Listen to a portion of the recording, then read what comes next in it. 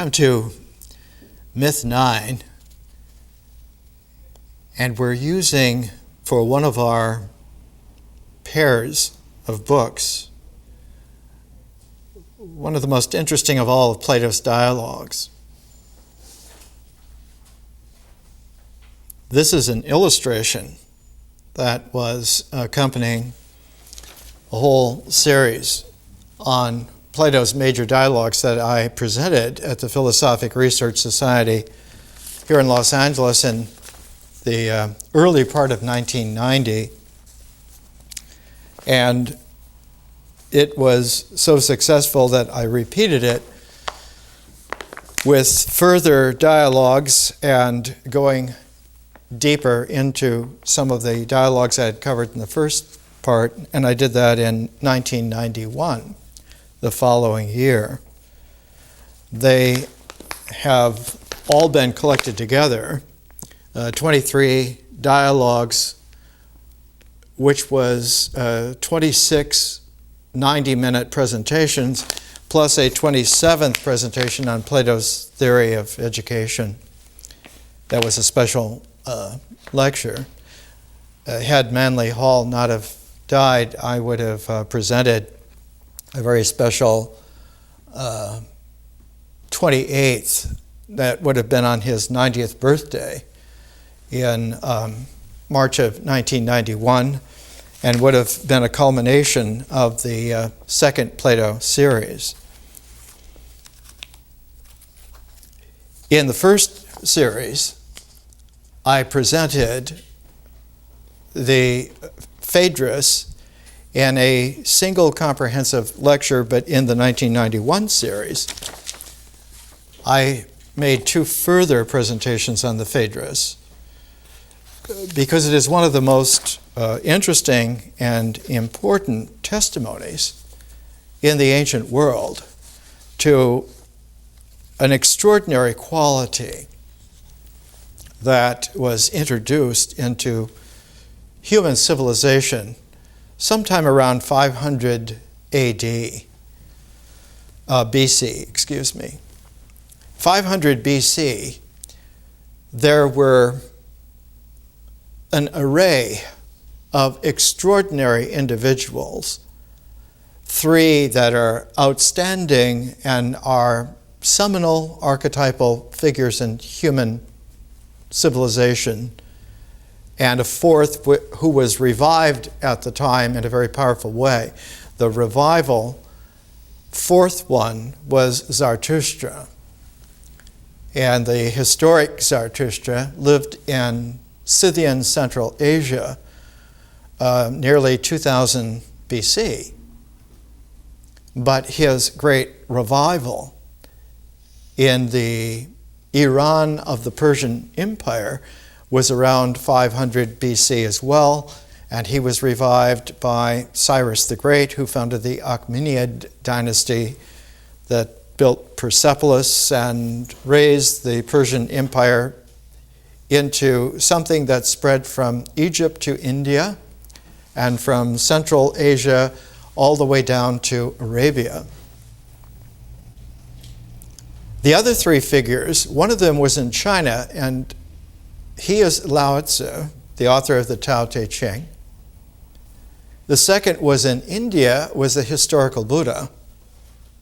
And the third was in the Mediterranean world, largely assumed to be just Greek, but as we will see, was really comprehensively Mediterranean, was Pythagoras. Plato is the inheritor of the Pythagorean inculcation, his transformation, and Plato receives his Pythagorean lineage, as it were, twice over. The first time is from his old mentor Socrates in Athens.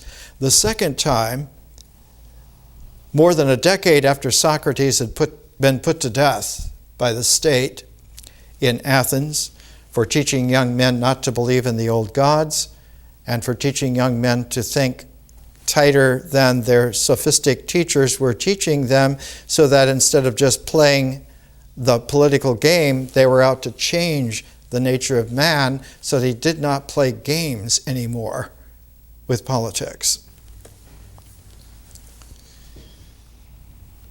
The second Pythagorean teacher for him was a man of his same age named Architas, and he was the philosopher king of a city-state that had a lot of territory along the Adriatic Sea. The city-state was called in Greek, Taurus, but is known in world history as Tarentum. Italy is shaped like a boot, and the heel of the boot is the bay of Tarentum and Tarentum itself, and it was one of the bright Western Greek cities, 500 BC. And Architas was the king, philosopher king, the Pythagorean leader of that city-state and of all of its ports and contacts along the Adriatic and also all the way into Sicily. And this would have been around 380s BC. Socrates himself did not study with Pythagoras. Socrates was born about 469, but Pythagoras had died around 2 years earlier, 471, and when he died, he was 99 years old. But Socrates learned from a Pythagorean teacher who was a woman. And because it was a woman, she was largely let out of and has been ignored by academicians, by scholastic people who make lists on the basis of gender bias. The great Pythagorean teacher of Socrates, her name was Diatema. And we would not have any registry of that were it not for Plato's dialogue, the Symposium.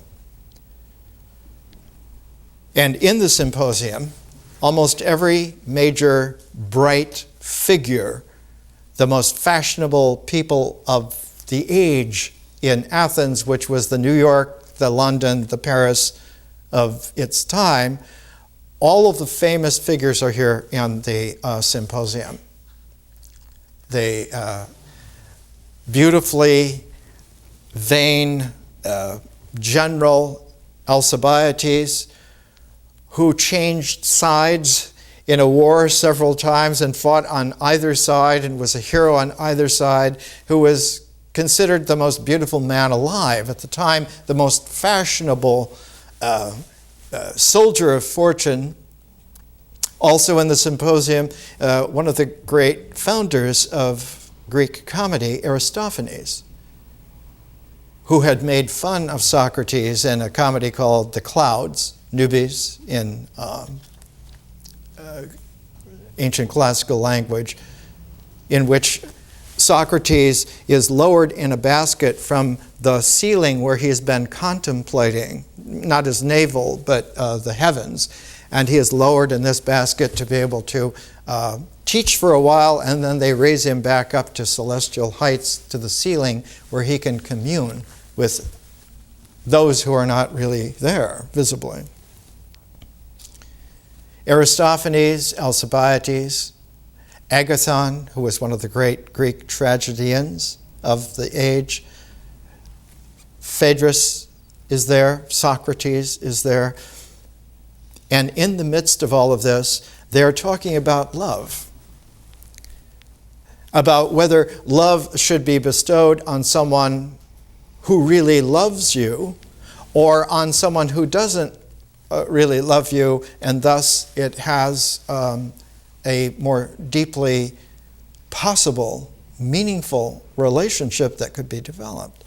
And after all of the arguments on this, Aristophanes says the reason why people come together is that the original human being was spherical and was parted into two parts, And when the two parts recognize each other, that they belong to the same spherical unity, they come together and then stay together. After all of these statements, Socrates finally stops the play of the dialogue and says, I was actually taught the reality of love by a woman from the Peloponnese, from Mantinea, in the middle of the Peloponnese, and her name was Diatema. And it turns out that Diatema was one of the great feminine sages of the ancient world. In order to understand how unusual this is, we have to be able to appreciate how unusual Pythagoras was, because only in a Pythagorean community would you have had women sages equal to men sages. And the equality of gender in a spiritual community is always an indication of a Pythagorean heritage and lineage.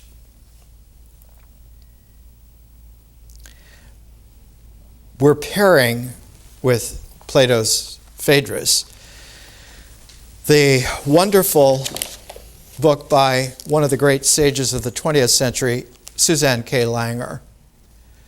And in many ways, Susanne K. Langer is a Diatema of the 20th century.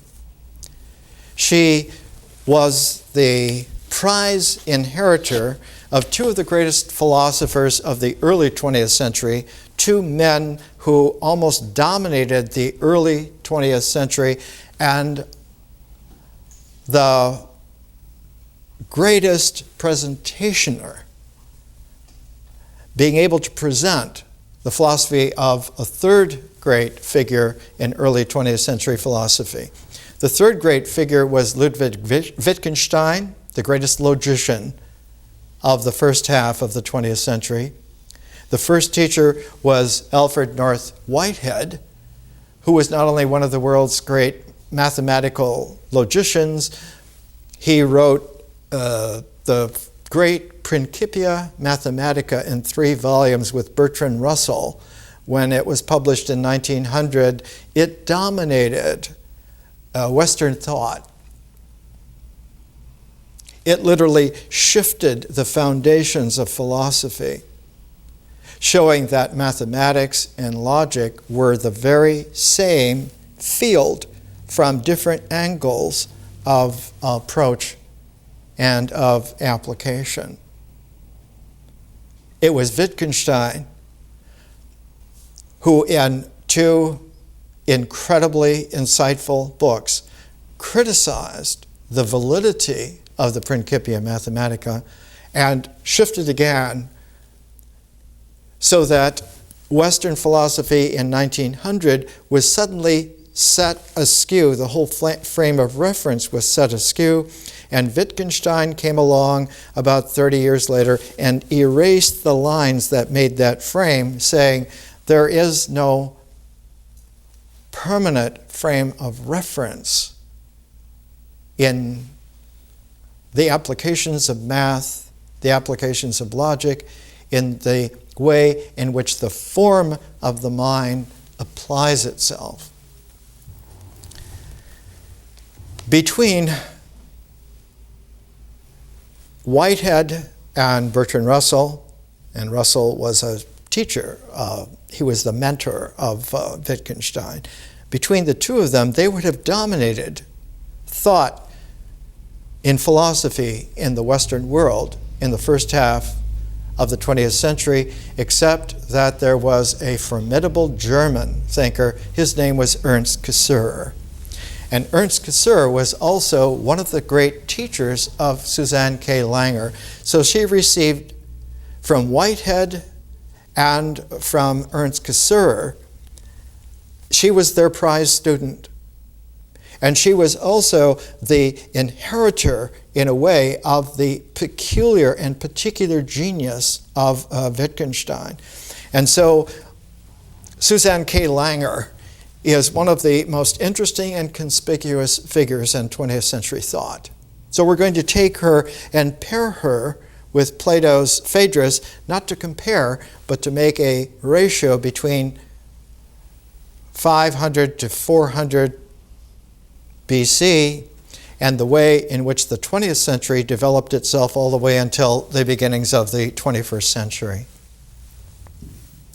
In a way, that 2,500-year period is about half the time. It's the half-life of the radioactivity of the form of civilization on our planet. Civilization as a really powerful form only goes back about 5,000 years. It goes back to about 3,000 BC. You can fudge and you can find indications of sophisticated cultures, but they're like high medieval, which are still medieval, whereas a Renaissance is a completely different, conspicuously different tone, energy to the medieval, even the high medieval. There is a great world of difference between a painter like Giotto, who is the high medieval contemporary of Dante, and a painter like Botticelli or Michelangelo or Leonardo da Vinci. One knows that Fra Angelico and Giotto are great painters, but they are great painters in the high medieval tradition and style. Whereas when you come to artists like Donatello or Botticelli, Michelangelo, Da Vinci, there is an enormously different energy to their work, and there's no way to mistake it. One can look at the best of the Fra Angelico portraits, and when you compare it to a Raphael portrait, you know immediately that something major has changed. And what has changed is that the art form of the person has not only deepened but expanded many times over from what it was. The radiance in the Fra Angelico gold spiked background halo things is quite lovable, accurate, has its place. But when one sees the portrait of a Raphael woman, all of a sudden, the incredible array of feeling tones and artistic mellowness is like an exquisite thing. One finds the same thing in music. You can go to some of the finest high medieval musicians like Michael Praetorius, and as soon as you play a Praetorius Galliard dance, you will recognize musical genius, and as soon as you play a Mozart Einokleinic Nacht music, you recognize that Mozart is a completely different artist from Praetorius, great beyond belief. Many orders of energy, so that the forms of what they present, their art forms, have more dimensions than the art forms of the others before. The others before have limited themselves to this world and a speculation of a beyond. The Fra Angelico shows that, yes, well, there are visionary possibilities of golden radiance beyond this world, but it's presented in such a way that it is like a projection on the basis of a four-dimensional world, whereas a Raphael shows there are at least 5 or 6 dimensions to reality beyond time-space, and they are not just extra dimensions. Each of those dimensions transforms the first 4 over and over again so that you get an alchemical quality of relationality, that it isn't just things that are fitting together, they generate together. And they generate not only a radial quality, but a rotational chiral quality, which is magnetic. So that you have an electrifying radiance, you have a magnetic chirality, and you have a third quality, a hidden spin in relating the chirality with the radiance. It's like in the early 20th century of discovering there are such things as electrons, and there are such things as X-rays, and there is such a thing as radiation. There are such elements that are not just like gold and silver and lead, but something called radium, which glows in the dark and is mysterious, and the only person in the world for a while who could handle it intellectually, spiritually, was a woman, Marie Curie. Brilliant as her husband Pierre was, it is Marie Curie, coming from Poland to France to Paris, who was the genius, who understood, was the first one to understand that a transformational dimension to the whole element, quality of the world had been changed forever. The same thing happened in the 5th century BC. The historical Buddha, Lao Tzu in China, Pythagoras in the Mediterranean world, and the intense renaissance and revival of Zarathustra by Cyrus the Great and his Achaemenid dynasty transformed the world so that by the time you came to the birth of someone like Plato, he was born about 427 BC. And he was born into a privileged household.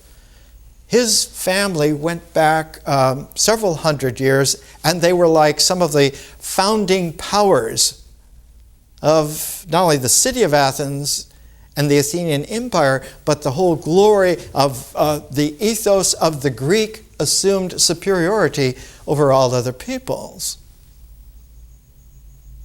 That all Oriental things are superstitious, and we are the ones that have the clear sight that is not only practical, but is applicable. We not only have a government based upon human beings who are mature in themselves and understand that without superstition, and also we have the ability to develop a scientific, technological application of this, and that with those two things, with a mature, human, clear-eyed way of governing ourselves, and of applying a science and a technology to expand that and to make the application of it very detailed and quite explicitly practical and improvable, we are superior to all other peoples. The difficulty is that the deep transform of that time was Pythagoras, and Pythagoras is mysterious and needs to be looked at in a very special way, which we can do, because we're learning to disregard the scholastic textbook qualities of education. We're learning to hold very lightly those kinds of self-improvement things that can be done in a weekend, or can be done by self-appointed or community-agreed appointed teachers who know, who exemplify, who have the white garments, they have the beatific smile. They are all Fra Angelico portraits of teachers of transform. The more mature Raphael teachers of transform do not show those kinds of outdated, smaller dimensional accoutrement because they're irrelevant. And the irrelevancy is that most of what really is dynamic in reality does not register in any kind of way on material, world-based instrumentalities. Most of what is real in the cosmos is not visible, it's invisible. The current cosmological estimate is that only 4% of what is real is available to visible spectrum, fulcrum of the electromagnetic spectrum. 96% of the cosmos is invisible. You cannot see it. And one of the deepest qualities in Lao Tzu, in the historical Buddha, in Pythagoras, in the revived Zarathustra, is that human beings, if they are carefully crafted in their learning, learn not to be just full-rounded and nice little spherical things, but to have facets cut in such a way that they become crystalline jewels, able to have unlimited numbers of facets, and thus their personality is not just well-rounded, but it's scintillating because it's able to go into arrays, not only of the visible spectrum of integration, but the much more vast and no less real arrays of possibilities of the differential forms that show the invisible. And that the first time that one gets a sense that the invisible is quite real is when the mind stops looking at things as things and begins to put two seemingly disparate aspects together and learns to make a ratio. Learns that there is a proportionality, and that the proportionality is not on the basis of geometry, but on the basis of resonance. Such and such resonates with this, therefore there is some relationship to this. If you have a photon hit a zinc sulfide screen, as that photon hits that zinc sulfide screen, it will make a black, minuscule point on that screen. If you keep firing photons exactly at that same registry of photonic energy, exactly at that same point on that zinc sulfide screen, that black point will create a diffraction pattern. Where does that come from? Because the photon, when it hits one at a time, is a particle. When it hits in a stream of those particles, it is a wave front, and the specific wave front will make a diffraction pattern that is recognizable anywhere in the universe, on any planet in any star system. This is what happens. The diffraction pattern will always have waves which will be visibly there and gaps which will be dark. But if you take that diffraction pattern and you put it on a linear spectrograph, if you take the visible light, you will have a rainbow spectrograph going from the infrared to the ultraviolet, with yellowish green somewhere in the center. But if you take the opposite, the negative printout of that, and you have a black spectrograph where it does not show that particular light, but only shows if there's an interference, that black graph will have, if there is an element that has been calibrated to in the generating spectroscope, that element will make a line of whatever color in that rainbow graph would have been there for that particular element. And if you use that same technique then on the original rainbow graph, that element that is there will make a black line in the rainbow. These are called originally Fraunhofer lines, from the first man to discover this. It's one of the bases of astrophysics. Every element in the universe has a specific registry in the electromagnetic spectrum, and if you tune your spectrograph to that element, you will see a dark line on the rainbow graph and a color from the rainbow graph as a line in the dark spectrum.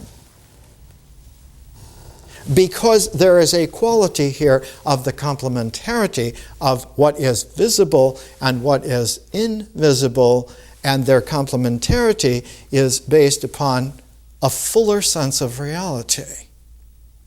2,500 years ago, before there were such things as spectroscopes, there were still sophisticated men and women who were able to power themselves up and to take the focus of what for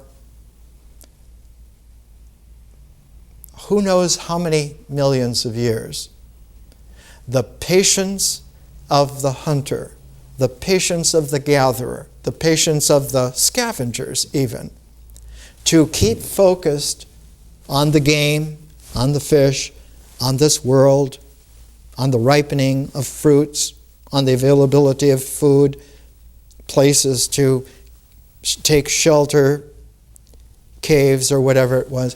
The ability to keep focused on the world generated a patient awareness that later on, when cultures developed for our kind, Homo sapiens, that deepened so that there was a quality then that could be stepped up, and it became a quality we know today as meditation. And that meditation was found to be directly linked to the ability for language to bring images and feelings together in the language, such that if you styled your language in a particular way, a prayer, a hymn, the meditation quality improved. The form of the meditation was the mind's ability to stay attentive, to keep its structure honed so that what one meditated on, one looked only and exactly at that and learned to stay with it patiently, so that one's perception was not just perception of a thing, but the dynamic energy of continual meditation produced an accumulated penetration like a diffraction ring around what one was able to meditate on. And that diffraction pattern was always the whole visible radiation and resonance of whatever that was. And men and women learned that in that technique, one could hone one's language in such a way that your meditation could be focused on yourself. And when you were able to hold that patient, meditating, language, communicated focus, instead of there being a center to the mind, there was instead a diffraction pattern to the mind. Its entire structure was eliminated. And one saw very clearly that there was no center to that pattern. It was a de facto, we would call it today in astrophysics a barycenter. It was the center of the structure, all right, but it was open. At the center of the mind is the center of a very definite structure that is open. An opening which was obviously a gate through which one could go. And if one went through the center of the mind, that gate, one left the four-dimensional confines of this world and entered into a quintessential five-dimensional quality of consciousness, conscious vision in our education. Takes us all the way through patiently, like good hunters, good gatherers, who are now on the verge of not just living on this world, but of living on every single body in this whole star system. Just a couple of days ago, Project Orion was funded for the next 25 years. Men and women are going to go back to the moon permanently. They're going to go to Mars permanently. They're going to go to all of the asteroids, all of the moons of Jupiter, all of the moons of Saturn, all of the moons of Uranus, all of the moons of Neptune, to all of the Kuiper Belt objects. There's at least 50,000 Plutos out there, to Mercury, to Venus, to the entire star system. Our species is changing. We're not going to be Homo sapiens sapiens, we're going to be Homo sapiens stellaris, a new species, which is already here. The young ones are already here. They're growing up now. And one can tell they're a little different. They don't go hunting by trying to identify something. They go to their nets and their computer friends, and they explore possibilities of what might be out there. So they're after new ratios, largely of the forms of things unknown as yet, by processes that have more dimensions than just simply the doctrinal identification that this is that and that is not this. Such minuscule, primitive exclusiveness belongs to those who are satisfied by getting their weak ends wisdom from somebody who is famous, and therefore it must be good. Pythagoras was extraordinary in several different ways. His father was not Greek. His father was Phoenician.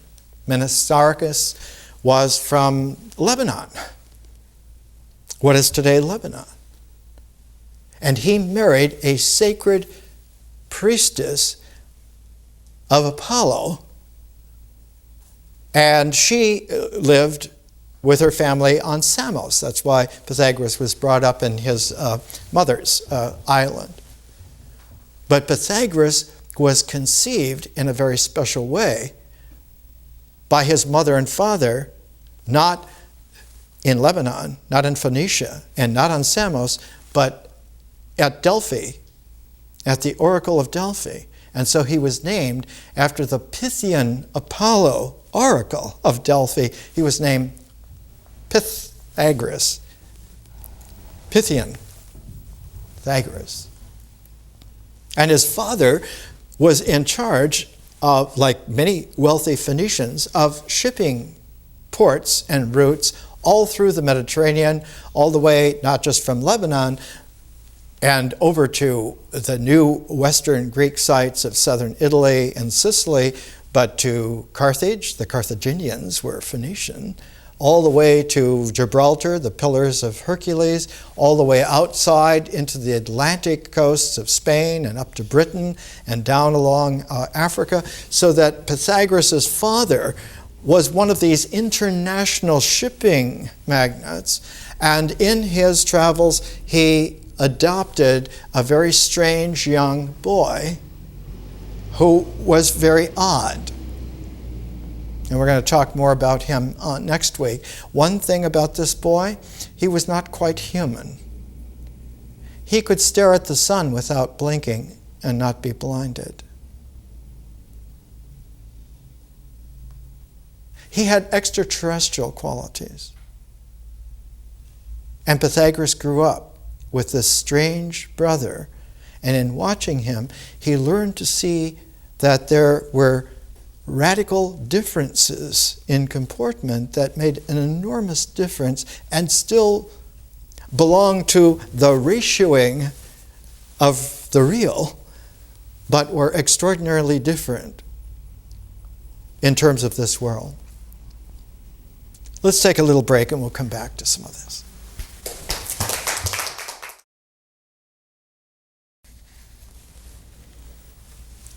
Let's come back to what we're considering. We're not learning by subjects anymore. We're learning by phases which are universal. It's like being able to at last have an alphabet. And instead of having to depend upon pictographs or ideographs, one can now shift to an alphabet that characterizes and indexes in such a way that it opens up the possibilities of language, which was for 150,000 years for Homo sapiens, the oral communication mode. Our species is neurologically distinct, anatomically distinct from all the other cognate hominid species. They could make sounds. They could make intelligible sounds. But they did not have the range that we have physiologically and neurologically and thus linguistically, so that Homo sapiens compared to other hominid groups, Homo neanderthal, Homo erectus, it's as if they were able to have tom-toms and drums. They were able to have point talk. They were even able, in very high medieval ways, to have their own qualities of greatness. But Homo sapiens are like, all of a sudden you have a Mozart in music. But it took a long while. It took at least 100,000 years for our species to learn to talk, to use the function of being able to refine spoken language enough to convey, not only accurately, but completely, the transcendence of the world.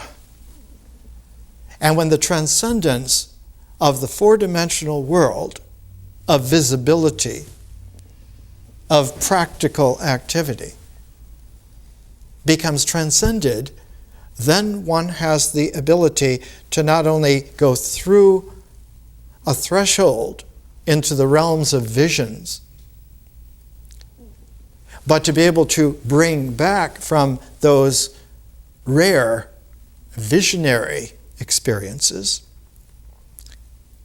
and make an application of what one found out, what one learned, what one experienced visionarily, and bring it back and apply it so that now one could apply what rare individuals had learned in visionary experiences and bring it back and apply it to dreams, which everyone has. And not only all of us have, animals have dreams. And as we've talked about early in the program, for people like Thoreau and so forth, mystics like Rumi, one understands that plants have dreams as well. Minerals have dreams as well when they're bacteriologically alive. One can bring a visionary consciousness back and apply it in this world. First of all, to dreams. Second of all, of being able to open up feelings so that now one's rituals, one's rites, become informed with special qualities and characteristics. They now have symbols. And when you add symbols to a ritual, now instead of it just being a rite of action that is repeatable and must be done right, now it has a symbolic dimension as well. It has an indexing, and so it becomes a ceremony. It becomes ceremonial.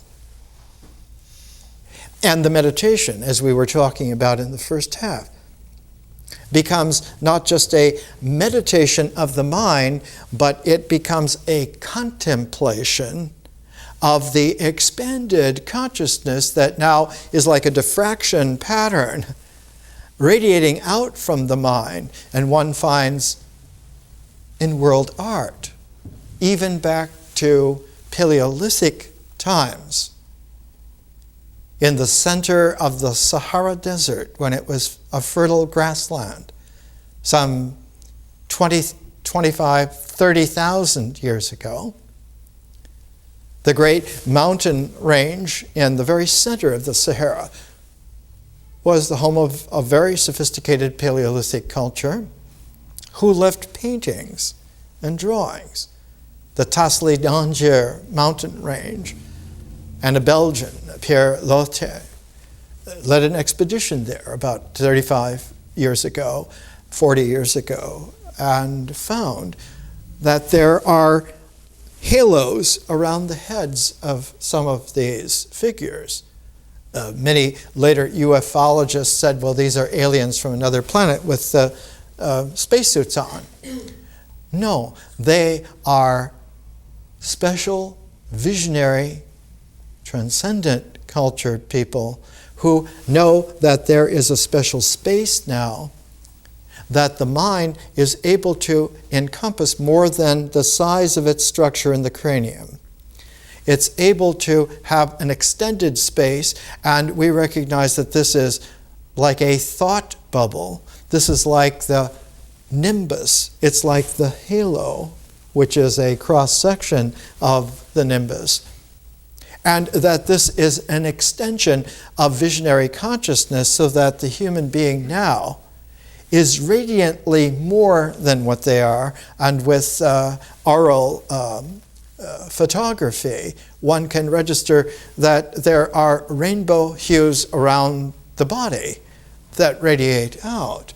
And that as one can see deeper and deeper into the electromagnetic spectrum beyond visible light, we actually are radiant beings.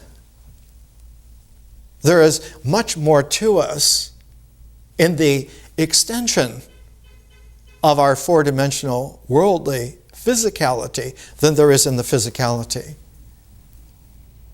If the proportions are the same, 96% of what you are is in the expanded conscious dimensions of yourself. Pythagoras, watching his adopted brother Astræus, named Star Being by the mother and father because he was unusual in the extreme, Pythagoras learned to look at the world through his brother's eyes and his own genius, and he recognized, even as a young man, that there was much more to learn than just being on Samos, where his mother was from, or being in the coastal Lebanon, the Phoenicia of his father.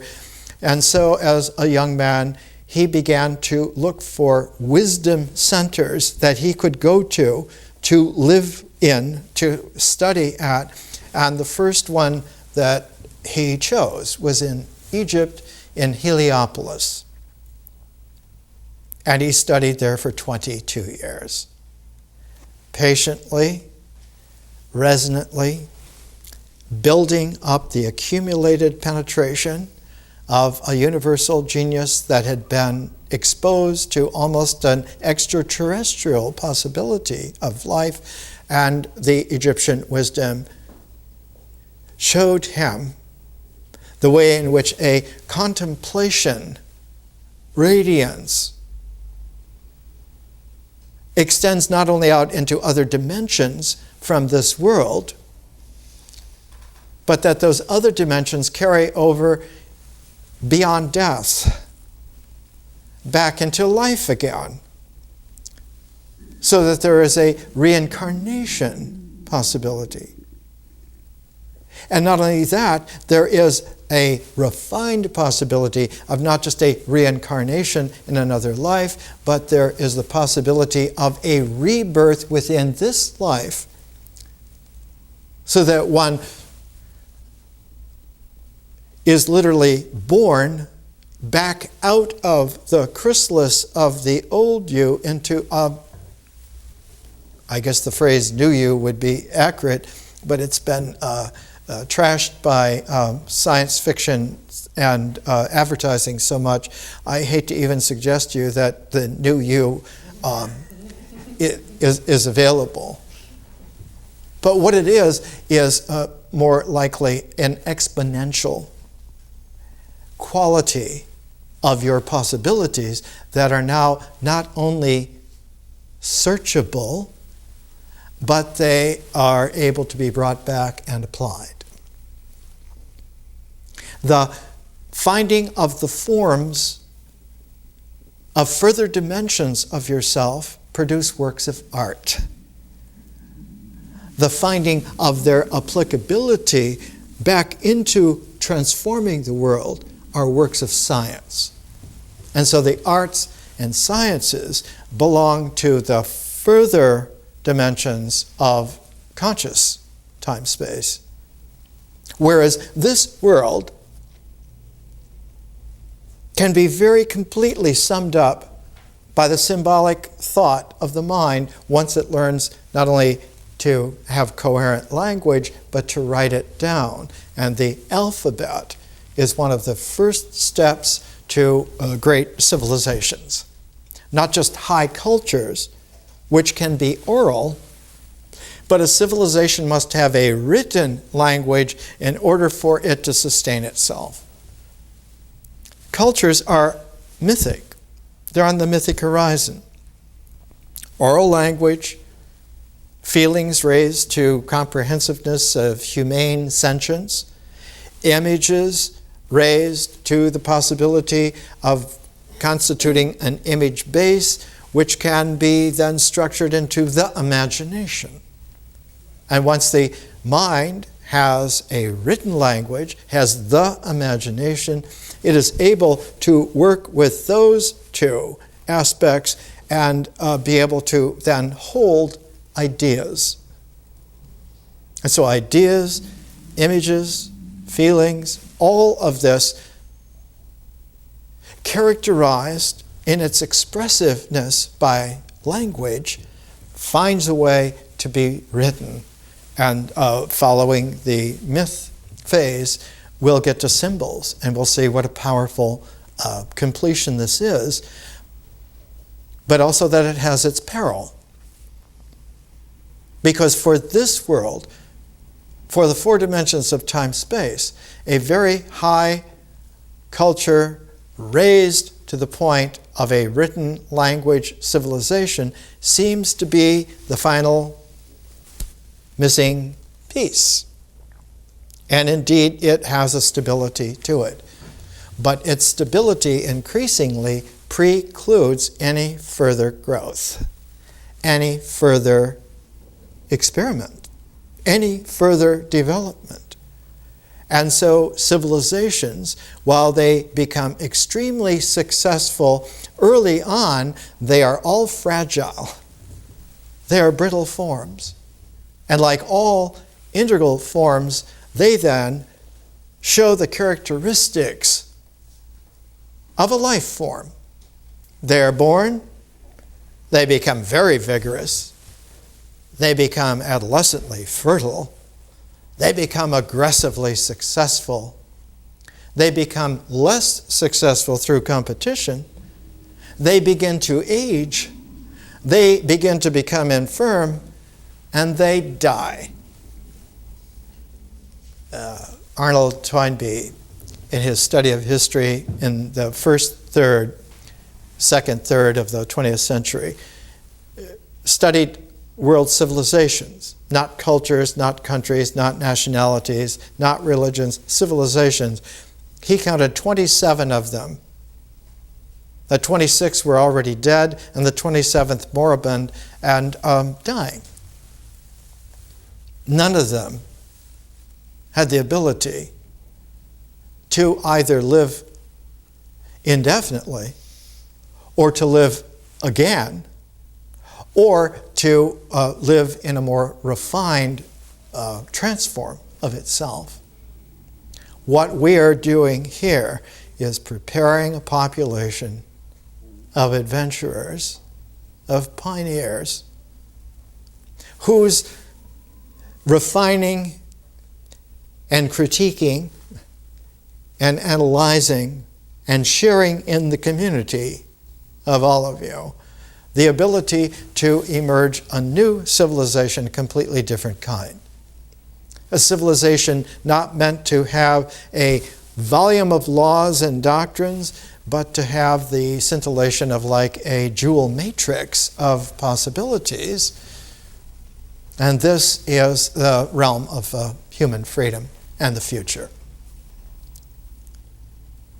Pythagoras learned in Egypt that there needs to be some kind of intermediate realm, a space of place, a duration of time within which a human being can learn and unlearn at the same time, can unlearn the world and its addictiveness at the same time as build up accumulated penetration of something exploring and new, and that this double experience requires some natural time period where they can be quiet.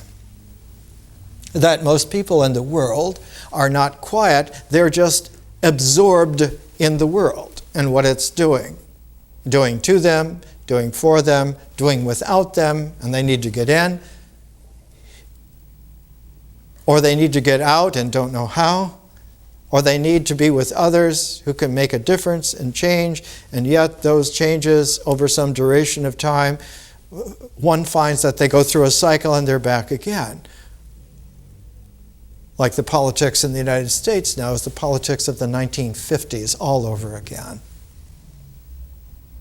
The same kind of haunted 50s Cold War thing, only now it's not the communists, it's the extremist fundamentalists of Islam. And waiting in the wings are the new competition from China. And waiting in the wings beyond them, in the late 21st century, it's going to be dangerous because India is going to be so successful and so technologically sophisticated. And who's waiting beyond them, et cetera, et cetera. All of that is a nightmare of dismal repetition of fragility where there is no learning. There is only the doggedness to win again, just like we used to do. Hooray, hurrah, aren't we powerful? This is madness. It is excessive arrogance. Our learning is to acquaint ourselves with all of dozens and scores and hundreds of different angles of vision given a diffraction patterning, so that all of the phases will register in themselves, but we also have intervals in between all the phases, which are like the dark areas that don't show up in visibility. And for that, we don't have pairs that ratio together of books. We take a single world classic of high conscious visioning. Not just visionary consciousness, but what we will learn later on is kaleidoscopic consciousness. That the energy dynamic of civilization is to be able to use a kaleidoscopic consciousness. You're not only acquainted with this situation, but you know several dozen versions of it historically, not only in the past and in the present comparatively, but in possibilities of the future already. And so one has a trans-time conveyor belt approach, and that there are many different kinds of spaces. When we get to symbols, the first two things that we're going to read together are Virginia Woolf's To the Lighthouse and William Faulkner's As I Lay Dying, stream of consciousness works that indicate that there are many different kinds of time. Virginia Woolf has regular time, she has a cultural time, she has a psychological time, she has an intellectual time, and she has a timeless moment that only an artist like Mrs. Ramsay with people, like the young Lily Briscoe with her painting, that as soon as a work of art has its composition down to the very last aspect that is put in, which then carries the transform all the way through so that the completeness spirals itself into infinite ranges of possibilities. For Lily Briscoe, it will be putting the last stroke on her portrait of the landscape in which the family that she has been trying to understand for decades, she puts the last stroke in, she puts the lighthouse in. And that finishes her painting. It is now a work of art. It finishes the book that Virginia Woolf is writing. It is now that this lighthouse with its sweeping beacon illuminates progressively, though it is limited to just a beam of light because it circulates around the entire landscape.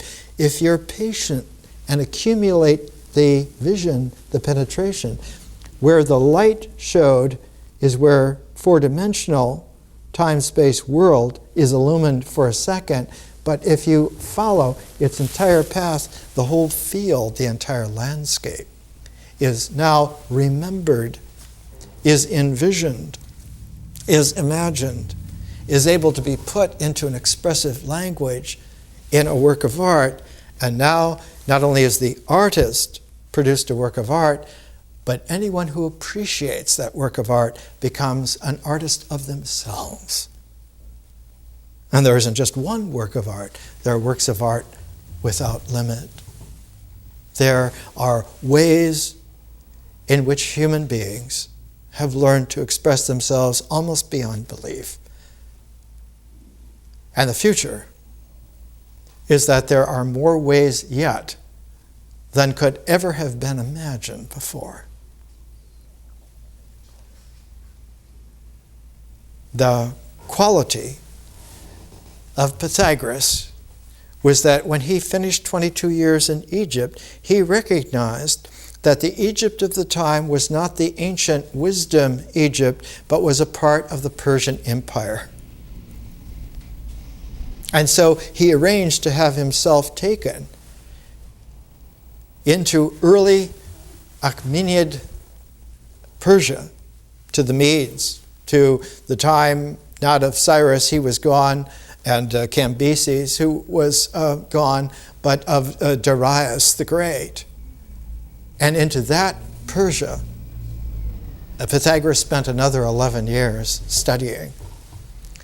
So that when he returned back to Samos, to his mother's home island, he came back with 1/3 of a century of contemplative depth and experience that was unheard of in that part of the world. The only figures in the world who would have been able to see consciousness to consciousness with him were the historical Buddha and Lao Tzu. One of the rarest of all human beings. He realized that he could not plant what he knew in an old place. You can't put new wine into old wineskins. And so he left the Lebanon Phoenician coast of Asia Minor. He left the Aegean Greek islands of Samos, And he went to what was at that time the far west. The Greek far west was like the new western lands, like in the United States of about 150 years ago. Go west, young man. And the far west was the southern tip of Italy and the islands of Sicily and the development along the North African coast that eventually stretched from what is today Tunisia all the way to Morocco. So Pythagoras went there to found new types of communities, and radically different from those of Buddhism. There was no Taoism in Lao Tzu's time. There was only the sage tradition of rare figures, rare beings, mountain recluses, urban geniuses, and just a few. But it was Pythagoras who set up the first masculine, feminine, balanced communities of spiritual seeking. That there was something in the way in which gender was not a controlling factor in spiritual development.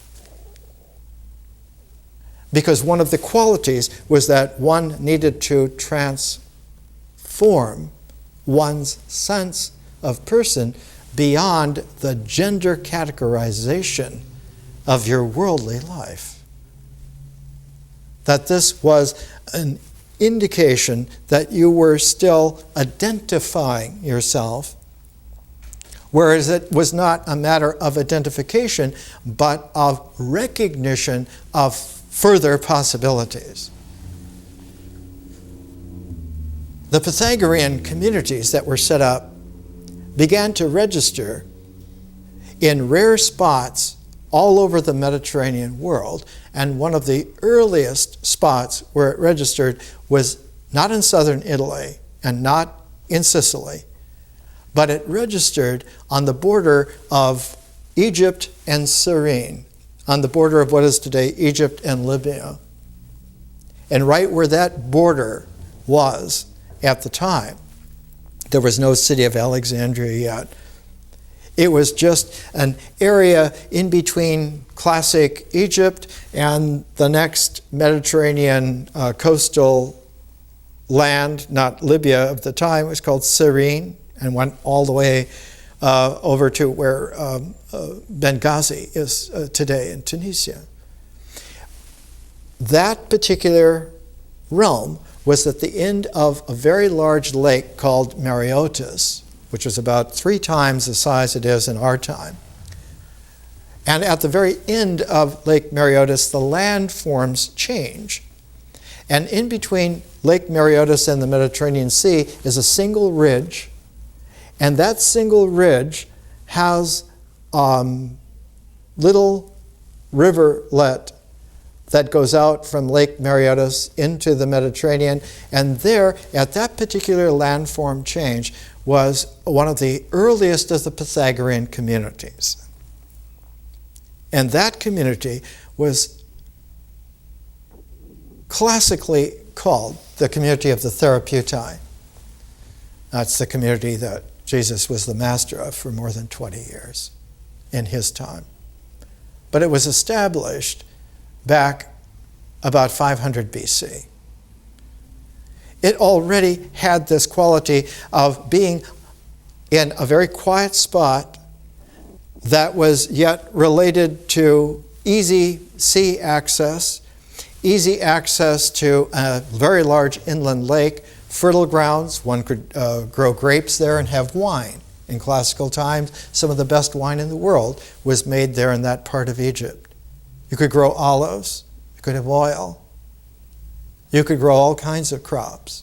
You could have animal husbandry. You could have privacy away from power spots in the world. Alexandria was placed largely where it is because it was midway between that area where the Therapeutai community was and the original Greek community in Egypt, which was the city of Naucratis, going back to Pythagorean times as well.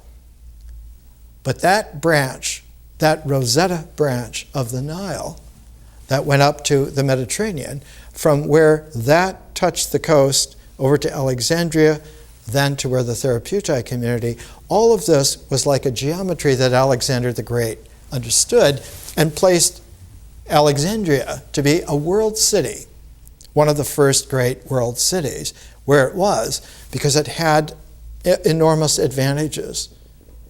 And when Alexandria was put there, it powered up the capacity for that Pythagorean community to draw people not only from the Mediterranean world, but from everywhere in the known world. From India, from Scythian Central Asia, from the British Isles, Ireland, from Northern Europe, from Ethiopia, from all over the North African and Arabian and Indian Ocean areas. And so the Therapeutae community, by the time that Jesus was teaching there, was one of the high spots of spiritual refinement in the world. Absolutely the best. Philo of Alexandria, about 10 years into the Common Era, said this is the fatherland of this type of community. Distinguished particularly because men and women were not discriminated against whatsoever. They were able to participate together. And so a woman like Mary Magdalene could become a spiritual teacher of the highest order and write spiritual poems of the highest quality of all time. And we're going to use her poems when we get to Vision, because 41 of the 42 still survive as a collection, and were found again in 1909, just about the time that the historic Grail was found in Antioch. Plato was the way in which the Pythagorean tradition, because by Plato's time it had been going on for at least 100 years, Plato was the way in which it was written for the first time, given a written language. Pythagoras always taught orally, like I do, like the historical Buddha did, like Lao Tzu did. Lao Tzu proverbially did not write the Tao Te Ching. He quoted it when he was over 100 years old and heading west. In China, paradise, like in Egypt, is always in the west. The wisdom begins in the east, but it refines itself into infinity in the far west. Our far west today is the moon, Mars, and beyond. Really far west. West of the sun, there are many stars.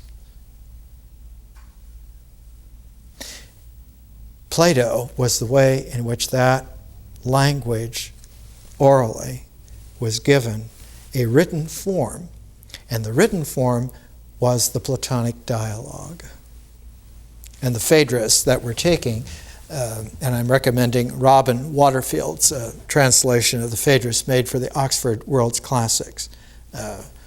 Waterfield is quite an extraordinary man. He's one of the few people that read a copy of my translation of the Tao Te Ching and liked the conscious language very much. The way in which Plato came to writing dialogues was influenced by Socrates. That Socrates never wrote anything out, but he always spoke in such a way that he didn't speak at someone. He listened to what they said and wove what he said with what they were saying, so that the dialogue is not a dialogue between two or more people, but it is a ratioing that is built of the weaving of what we orally say together, so that the dialogue is a woven community of inquiry. And that this woven community of inquiry, if we are all meditative together in the same duration, in the same place, and raise the energy of that to a shared contemplation that transcends that place and that duration of time, then the conscious resonance will have its own harmonic that will show in the diffraction pattern that emerges. And in every single diffraction pattern, there will be a center which is a hidden seed through which one could go to other dimensions.